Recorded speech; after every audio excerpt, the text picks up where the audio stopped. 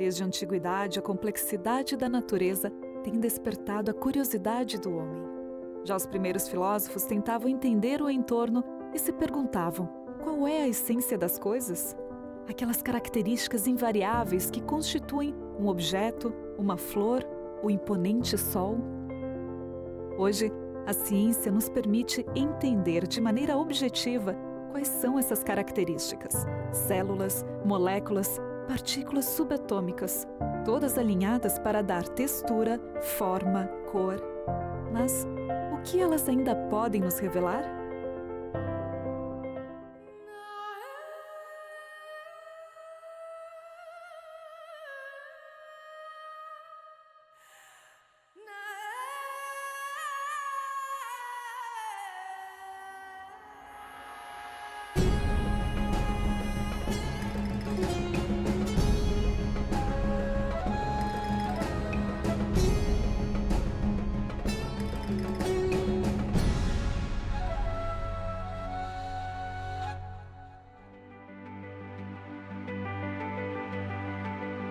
Os avanços da ciência nos permitem ver, a nível microscópico e subatômico, os componentes específicos que constituem a matéria e a vida, revelando que os seres vivos são estruturas de complexidade irredutível. Isso porque todas as partes têm um sentido na função como um todo. Esta inter-relação de sentido configura tudo o que conhecemos. A pergunta evidente é, então, como se configuraram estes ajustes e relações de alta complexidade? Quase 20 anos atrás, o bioquímico Michael Behe publicou um livro que marcou época, A Caixa Preta de Darwin, o desafio da bioquímica à teoria da evolução. Behe não é um criacionista, ele é inclusive darwinista, evolucionista, mas é um dos evolucionistas que tem a coragem de questionar, né, alguns pressupostos da teoria da evolução. Eu diria assim que é um evolucionista crítico. E nesse livro ele apresenta o que ele veio a registrar, cunhar, né, como sistemas de complexidade irredutível. Ele menciona ali um exemplo bem simples que ajuda a compreender esse conceito. Ele fala da ratoeira. Para você ter uma ratoeira funcionando, você precisa ter alguns elementos mínimos, sem os quais ela não funciona. Por exemplo, você tem que ter uma mola, tem que ter uma trava, um martelo, que é aquela parte que bate no pobre do ratinho, né? Você tem que ter uma base com material adequado para que ela não se dobre, para que funcione. Se você retirar qualquer um desses componentes, ela não funciona. Ou seja, a ratoeira tem uma complexidade tal, sem a qual ela não cumpre a sua função. Se você não tiver ali a base, se você não tiver a mola, se você não tiver a haste que vai prender o rato, o pino de encaixe, aquelas partes funcionando todas sincronizadamente, feitas com otimização, feitas para um único propósito, jamais aquilo vai funcionar como uma ratoeira. Você tira uma das partes, ela perde totalmente a função. Então não dá como imaginar que um processo lento, gradual e sucessivo tenha formado uma ratoeira. Ou alguém pôs tudo aquilo ali com uma inteligência muito grande, ou não daria. Então a gente vê, a ratoeira é um exemplo, mas a gente vê outros exemplos assim drásticos na vida, como os motores, o flagelo bacteriano. O flagelo bacteriano é uma estrutura filamentosa, uma espécie de motor que serve para impulsionar a célula bacteriana. Está composto por cerca de 20 proteínas e aproximadamente outras 30 ajudam na regulação e coordenação. Apresenta uma semelhança notável com sistemas mecânicos artificiais, pois é uma complexa estrutura composta de vários elementos e que gira como uma hélice. A diferença é que é uma nanotecnologia. É tão pequena que só pode ser apreciada a nível microscópico. É mais de 68 complexos proteicos trabalhando todos de uma forma sincronizada para fazer aquele motor girar. Então você tira uma dessas partes, o motor entra em colapso. E é um motor que tem uma complexidade absurda, é o motor mais eficiente conhecido nesse planeta. Ele roda 100 mil rotações por minuto, ele tem marcha, primeira e segunda. Ele inverte o sistema, o sentido da sua rotação em 1/4 de volta. Ele se autoconserta em funcionamento, é uma coisa absurda, não existe máquina humana que funcionando possa ser consertada ali em plena operação. Então, é um nível, a complexidade irredutível é uma prova, é uma evidência fortíssima de design inteligente, porque é um sistema que somente uma mente inteligente poderia ter planejado, orquestrado, preparado as partes individualmente, com sincronia, e posto tudo isso para funcionar de uma única vez. Es una complejidad irreductible, o sea, no podemos quitar de un aparato sistema una parte porque esa parte no podría funcionar, ¿no? Por ejemplo, el aparato urinario necesita de 4 órganos para que las cosas funcionen. Los riñones que producen la orina, los uréteres que la transportan, la vejiga que la acumula y la uretra que es la parte final donde se elimina. No se puede imaginar que pueda faltar una de esas partes, ¿no? Porque si no, nosotros no podríamos eliminar las toxinas de nuestro cuerpo. Quando nós falamos de complexidade irredutível, nós estamos falando de sistemas que não podem ser diminuídos, não podem ser reduzidos além do que eles já estão. Então, é a questão muito aplicada, por exemplo, para órgãos de seres vivos. Você imagina um olho de um animal, de um ser humano. Esse olho tem uma complexidade irredutível. Qualquer componente funcional que você retirar deste órgão, ele não vai funcionar. Então, se você pensar, olha, a evolução é verdadeira, o olho de um ser vivo, ele evoluiu, portanto, de uma estrutura menor, mais reduzida. Então, estou falando de uma complexidade redutível. Então, estou pensando que eu posso sair de um órgão complexo e para um órgão mais simples, esse órgão evoluiu de outro mais simples, até chegar a um órgão completamente primitivo que nada tem a ver com este órgão atual. O problema é que se você tirar qualquer componente funcional deste olho, ele já não funciona mais. Então eu não posso reduzir. Essa é a complexidade irredutível. Os seres vivos apresentam complexidade irredutível em todos os seus níveis de organização. Desde o início da escala evolutiva, assim chamada, já se verifica uma complexidade muito grande nos seres vivos. Basta mencionar o caso do trilobita. O trilobita é famoso por ser um dos primeiros seres que aparecem nessa chamada escala evolutiva. Aparece na camada que é considerada mais antiga, a camada do Cambriano. Antes do Cambriano, o pré-Cambriano, é um tipo de rocha que raramente apresenta fóssil, e os fósseis começam, na realidade, a surgir nesse período chamado de Cambriano. O Cambriano é interessante porque todos os seres que ali aparecem, cujos fósseis existem, são extremamente complexos. E o trilobita é o caso típico, porque seus olhos compostos, são extremamente complexos. A forma da lente do olho também é extremamente complexa. Isso mostra, então, que as coisas que existem, mesmo na mais remota antiguidade, na escala evolutiva, né, são já extremamente complexas. E a evolução sempre se baseia na tese de que do simples vai surgindo o complexo através desse processo evolutivo. The evolution of complexity. It doesn't work. You cannot develop complex organs by the evolutionary method because you have to have different parts that work at the same time, or you have no survival value. The basic principle of evolution is that, you get a little step, a little change here, and it's a little better, and a little change there.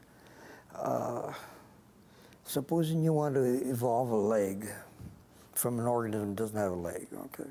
So what are you going to do? You're going to evolve a bone first?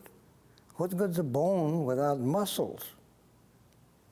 You're going to evolve, maybe you're going to evolve bones in the muscle. What good's a bone and a muscle when you don't have a nerve to connect with? What good is a bone and a muscle and a nerve if you don't have a control system? So you got these major and Darwin's principle of survival of the fittest, and get rid of all that extra. If you got an extra bone sticking out there, Those animals that don't have it, it's not in the way, they're going to survive over that animal that has those. So this is survival of the fittest interferes with the development of complex things. And true, we've got small changes that occur, you know, bacteria get resistant to antibiotics all the time and so on. Our viruses change a little bit here and there. I'm not talking about that. That occurs, we all know that. But the thing that does not occur is that complex structures develop by evolution, by gradual evolution, because so many of the parts of complex structures don't work unless other parts are there. Agora, quando nós olhamos para a química, no sequenciamento nós também vemos uma complexidade redutível, porque um sequenciamento de RNA, de DNA, tem uma ordenação muito definida. Então eu posso pensar assim, e se eu reordenar essa sequência completamente a meu bel prazer, será que eu vou ter uma sequência funcional? Você vai ter uma sequência, mas a codificação de informação constante no código, ela deixa de existir. Então que você vai ter um amontoado de nucleotídeos sem qualquer informação extra. Ou seja, eu não posso reduzir também um encadeamento de nucleotídeos. Aquilo ali já é uma complexidade irredutível. E isso é uma coisa maravilhosa de ver em moléculas tão pequenas, ainda que o DNA não seja uma molécula tão pequena. Mas comparado a um órgão humano, um órgão de um animal, aquilo está nas dimensões do micro, do atômico. No átomo, a massa de um próton é 1836 vezes maior que a de um elétron. Um nêutron, por sua vez, pesa pouco mais que um próton. Essa precisão é uma diferença crucial. O famoso cientista Stephen Hawking ressalta que se essa diferença não representasse 2 vezes a massa do elétron, não seria possível obter as centenas de nuclídeos estáveis que formam os elementos que estão na base da química e biologia. Em outras palavras, bastaria uma pequena mudança na massa do próton ou o nêutron para se eliminar do universo qualquer elemento químico ou mudança química. Não haveria planetas, Sol, galáxias, eliminando assim qualquer probabilidade de vida. O ajuste subatômico é tão complexo que a massa de um próton não pode variar nem mesmo uma parte em 1000 vezes 47. Estas e outras probabilidades matemáticas ajudam a estabelecer o conceito que o universo é, de fato, uma sintonia fina. Ninguém precisa ser um jogador profissional para entender que a probabilidade, a chance de conseguir um número 5 ao lançar um dado é 1 em 6. Mas essa probabilidade diminui drasticamente quando são considerados juntos diversos eventos improváveis. Para conseguir exatidão matemática ao se combinarem eventos improváveis, é necessário multiplicar as improbabilidades de um pelas improbabilidades de outro, e assim por diante. Então, as improbabilidades combinadas que encontramos no universo são menores e mais improváveis.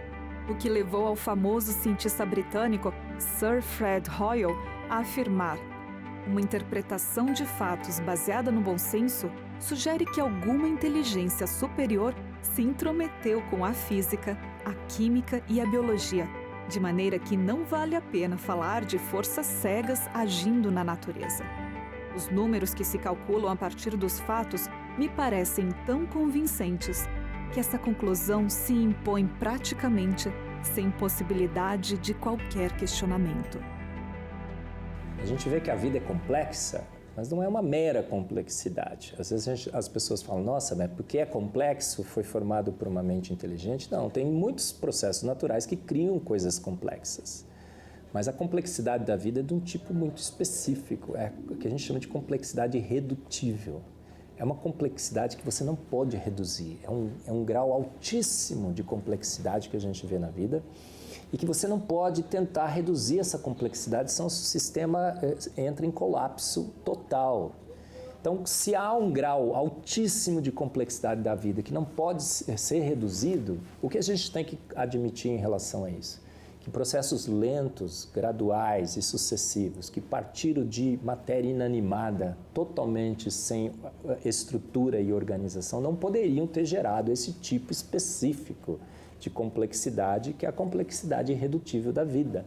Dentro da ideia de que os organismos vivos são projetados com uma complexidade tal que a partir daquele ponto você torna inviável a vida, a gente consegue enxergar isso muito facilmente quando se estuda química.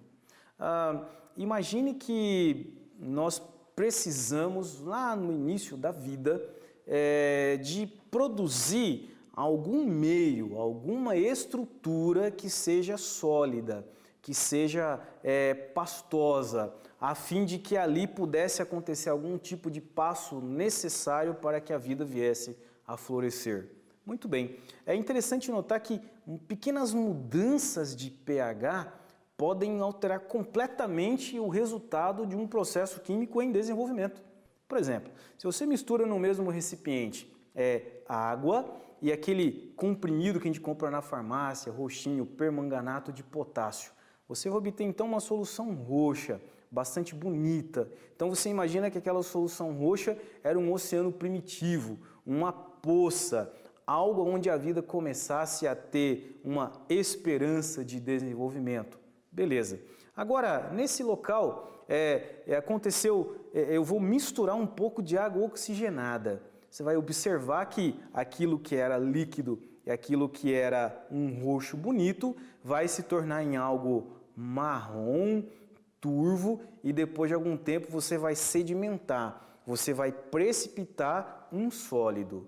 Imagine que esse sólido fosse importante para que a vida viesse a se desenvolver. Bom, o que acontece é que nesse suposto oceano primitivo, por exemplo, eu podia ter uma erupção vulcânica. E essa erupção vulcânica, entre outras coisas, tem a capacidade de produzir chuva ácida. A partir do momento em que eu acrescento ácido, eu perco a capacidade de produzir esse substrato, eu perco a capacidade de produzir esse ambiente que possibilitaria a vida a surgir. Perceba, eu mudei um ingrediente, eu mudei uma substância, troquei completamente a possibilidade da vida surgir ou não. Isso é basicamente a ideia por trás do que nós chamamos de complexidade irredutível. É necessário um cenário ideal, um cenário perfeito, finamente ajustado para que a vida tenha condições de acontecer na natureza. É o conceito do tudo ou nada que novamente a gente observa na vida. O tudo já estava pronto desde o início, funcionando com o propósito de fazer uma coisa específica ou não daria certo. A vida jamais teria se estabelecido nesse planeta. Pensando ainda nessa ideia de complexidade irredutível, a vida começou, então agora nós temos que armazenar a informação para transmitir para a descendência o que ela precisa ser para continuar viva, né? E a grande pergunta que se faz é, de onde vem essa informação? Como essa informação foi criada? Bom, o que nós aprendemos na natureza? Que processos cegos, processos não guiados, processos deixados à mera ação das leis naturais geram entropia, geram características com alto grau de desordem. Bom, a informação contida no DNA é altamente organizada, ela não tem entropia elevada, ou seja, ela não é fruto de processos casuais e simplesmente deixados à ação das forças naturais, mas elas refletem um sofisticado grau de organização, o fruto de uma mente inteligente. O universo nos revela em cada detalhe finos ajustes. A matéria é altamente organizada em mais de 100 tipos de elementos que interagem para formar as coisas. Dos minerais dos planetas às moléculas altamente complexas dos organismos. Os átomos desses elementos são compostos de partículas subatômicas que, obrigatoriamente, devem ter características precisas. O que nos leva a refletir: qual é a probabilidade de tudo isso ter sido organizado pelo acaso? É muito fácil a gente entender isso quando você compara com um sistema de computador. Um sistema de computação, ele trabalha com 2 dígitos, 1 e 0. A partir desse 1 e 0, você gera toda a gama de sofisticação tecnológica que nós temos. Quando você olha o DNA, ele trabalha com um código de 4 algarismos. É muito mais complexo, é muito mais, digamos, evoluído, é muito mais sofisticado. Se para se produzir coisas com um código binário, nós necessitamos de investimento de inteligência, imagine para gerar um código de 4 dígitos. É muito mais inteligência, é muito mais sofisticação, é muito mais inteligência envolvida na produção desse tipo de código. A célula unidade básica da vida, né? Ela é simplesmente fascinante. É como se a gente tivesse um mundo à parte, extremamente complexo, extremamente elegante, extremamente fascinante. A complexidade estrutural numa célula, como ela se organiza, como é perfeito todo o processo celular, todos os seus mecanismos de correção. São tantas perguntas que a gente tem, né? Claro, nós temos muitas respostas ainda, mas a gente está ainda na ponta de um iceberg. O conhecimento que a gente precisa ainda para uma compreensão profunda de uma célula está muito, muito, muito distante do que a gente gostaria ainda. I think if I had to pick one piece of evidence that persuaded me of the reality of intelligent design, of creation, it would be the complexity of a single bacterial cell. This is something that biology has discovered really over the past 100 years. Prior to that, we didn't have the instruments powerful enough, the microscopes powerful enough to visualize the structures within a single bacterial cell. But it's most important that we didn't understand the information that was there in the DNA. So the bacteria that we have, for instance, humans have in our large intestine, E. coli, that are essential for our digestion, they have 4.5 million letters in their DNA code that specify proteins, actual very, very small molecular machines that do different jobs, maintain the energy flow within the cell, that build the structures, that allow certain things into the cell and other things out. And you go on, in case after case, you have specialized functions being performed by these proteins, these little molecular machines, that are themselves coded for by a script. It's an informational string with molecular words that really defies description in terms of any kind of process that didn't have a mind. To build something like that, I think you need a mind. You need a mind to visualize the information that you need to build these cells. One cell, and we've got trillions of them in our large intestine, each one testifying to the need for this kind of information. And information of that type requires a source with a mind, with an intellect.